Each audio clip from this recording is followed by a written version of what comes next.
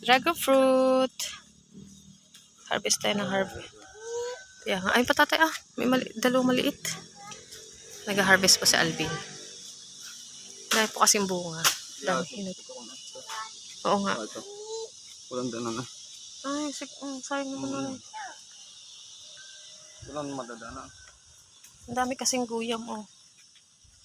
Iyan po na-harvest. Meron pa po sa likod ng bahay. Sa Alvin. Bibenta po namin yan. Ang dragon fruit. Ang dami na po nakuha dito ang dragon fruit. Ayan pa po yung iba, oh. Hindi, hilaw pa. Ayan pa, oh. Pukan, oh. Diba? Ayun. Ang daming bumunga ngayon. Isang taon hindi ganito kadami. Go!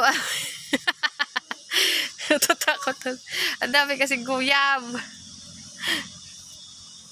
Okay.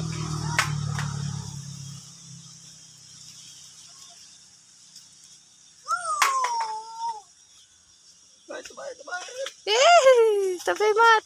Daming ants.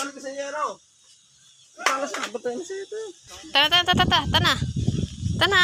Babay na. Yan po. May malaki pa itong hinog.